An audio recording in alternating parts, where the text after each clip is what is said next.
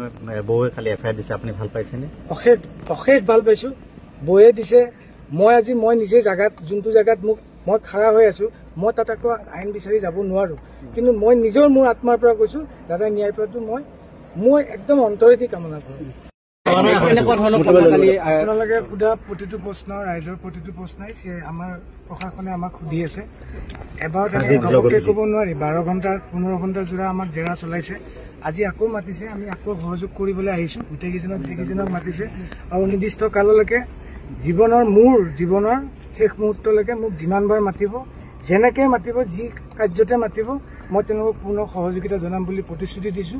আৰু আপোনালোকৰ প্ৰতিটো উত্তৰ আপোনালোকে অকণমান সময় দিয়ক।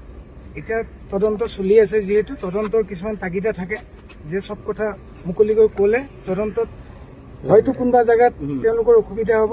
ক্ষিপ্ৰগতিত আগবাঢ়িছে। ময়ো বিচাৰো দাদাই প্ৰত্যেকটো কথা, আপোনালোকে কোৱা প্ৰত্যেকটো কথাৰ ন্যায়। দাদা মোৰো দাদা, যোনে জানে আপোনালোকে মোৰো দাদা হয়, ইমান বছৰে দেখিছে। দাদাই ন্যায় পোৱাটো মোৰ অন্তৰেদি, মোৰ ঘৰৰ, মোৰ আত্মায়ো বিচাৰে দাদাই ন্যায় পাওক। তাৰ কাৰণে মোৰ কৰিবলগীয়া যিখিনি, আপোনালোকে যেনেকৈ আহিছে, মোৰ কৰিবলগীয়া যিখিনি প্ৰশাসনক সহায় মই কৰিবলৈহে আহিছো। ধন্যবাদ।